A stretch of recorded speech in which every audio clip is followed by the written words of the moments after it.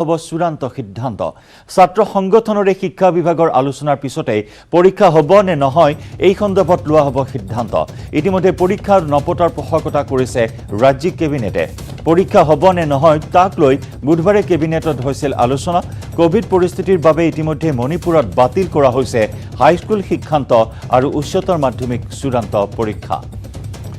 HSLC আৰু HSৰ চূড়ান্ত পৰীক্ষা সন্দৰ্ভত কাইলৈ লোৱা হ'ব চূড়ান্ত সিদ্ধান্ত ছাত্ৰ সংগঠনৰে শিক্ষা বিভাগৰ আলোচনাৰ পিছত পৰীক্ষা হ'ব নে নহয় এই সন্দৰ্ভত লোৱা হ'ব সিদ্ধান্ত ইতিমধ্যে পৰীক্ষা নপতাৰ পোষকতা কৰিছে ৰাজ্যিক কেবিনেটে পৰীক্ষা হ'ব নে নহয় তাক লৈ বুধবাৰে কেবিনেটত আলোচনা কৰা হৈছিল ইতিমধ্যে কোভিড পৰিস্থিতিৰ বাবে মণিপুৰত বাতিল কৰা হৈছে হাইস্কুল শিক্ষান্ত আৰু উচ্চতৰ মাধ্যমিকৰ চূড়ান্ত পৰীক্ষা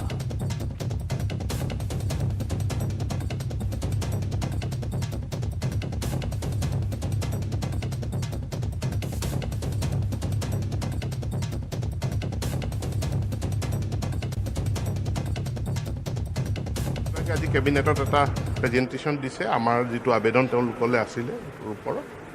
আৰু প্ৰেজেণ্টেশ্যনত তেওঁলোকে কেইটামান কথা কৈছে যে সামগ্ৰিকভাৱে অসমত যদিও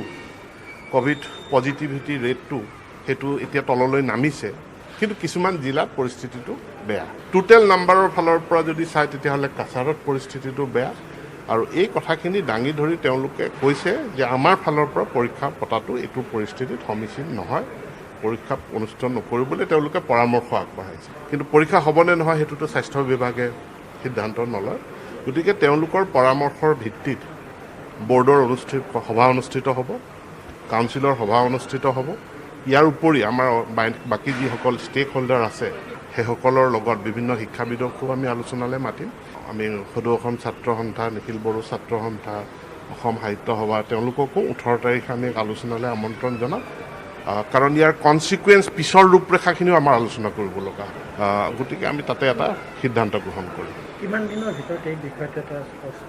18 তাৰিখে বিশ্বনাথ জিলাৰ গহপুৰ মহকুমাত কোভিডৰ ভয়ংকৰ সংক্ৰমণ কোভিড আক্ৰান্তৰ হাৰ দ্ৰুতগতিত বৃদ্ধি পাইছে গহপুৰত প্ৰায় 1300 গৰাকী লোক কেৱল বিশ্বনাথৰ গহপুৰ মহকুমাতেই আক্ৰান্ত হৈছে 14 গৰাকী লোক কোভিড আক্ৰান্ত হৈ বৰ্তমানলৈকে মৃত্যুক আঁকোৱালি ল'বলগীয়া হৈছে ইমানৰ পিছতো এতিয়া বহু লোক সজাগ সচেতন হোৱা নাই কি গহপুৰ চহৰ কি গাঁও সকলোতে কেৱল একাংশ লোকৰ অসচেতনতাৰ ফলত ভয়ানক ৰূপত বৃদ্ধি পাইছে এতিয়া কোভিডৰ সংক্ৰমণ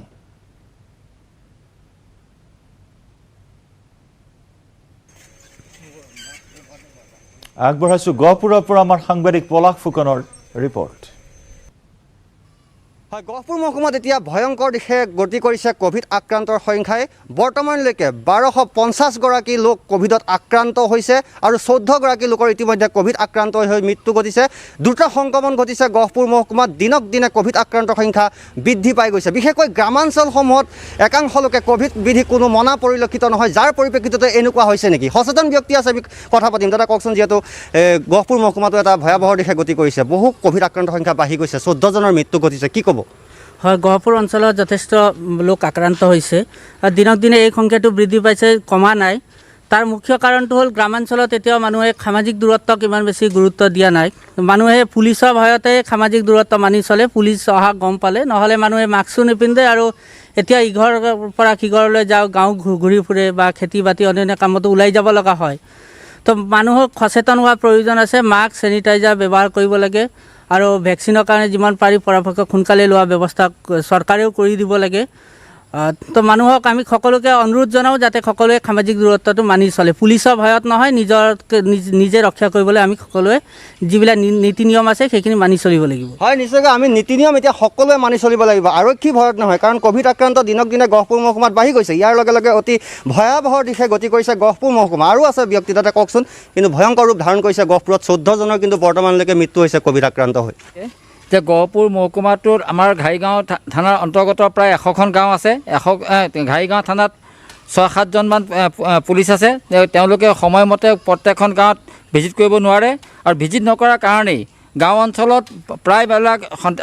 আবেলি 3টা বা 4টা বজাৰ পিছত বহুতো যুৱক যুৱতী গাঁও ৰাস্তা পদূলি ওলাই ফুৰে মাস্ক পৰিধান নকৰে, চেনিটাইজাৰ নকৰে, সামাজিক দূৰত্ব মানি নচলে।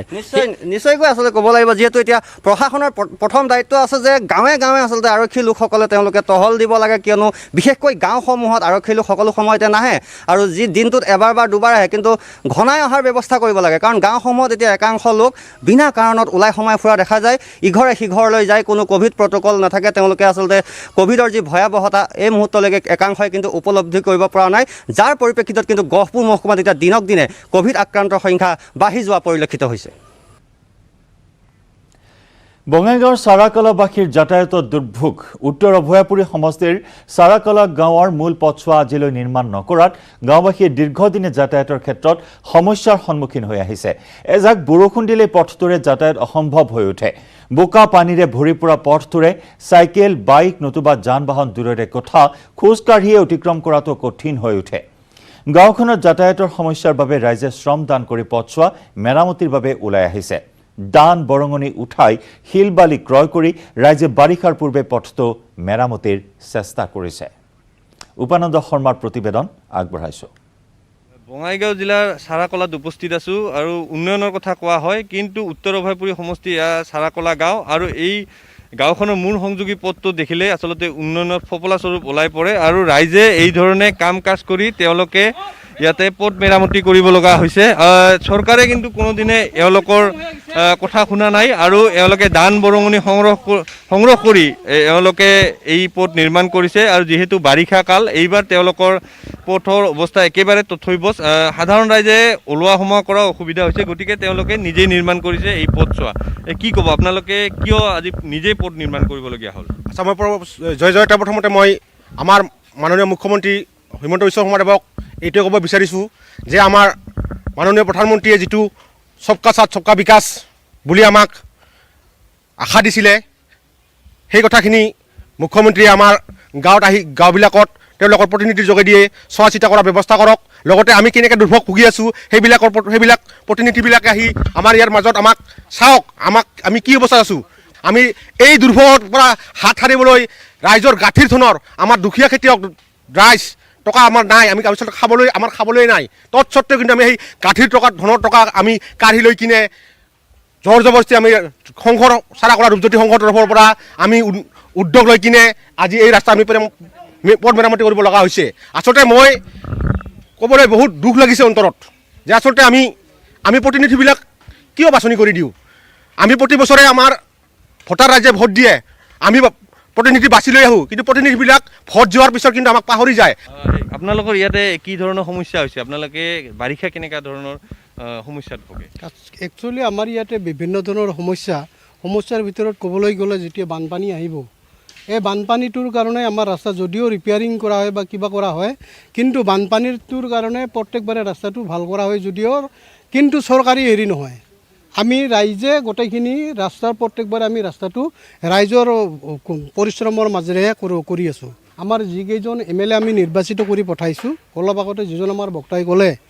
প্ৰত্যেকজন বক্তাৰ সেইটোৱেই কথা, ইলেকশ্যন অহাৰ আগতে চব কিছু কৰিম বুলি প্ৰতিশ্ৰুতি দি যায়, কিন্তু ইলেকশ্যন গুচি যোৱাৰ পাছত আমাক চবেই পাহৰি যায়। আজি যাৰ কাৰণে আজি আমি এইটো দুৰ্ভোগ ভুগি থাকিবলগীয়া হৈছে।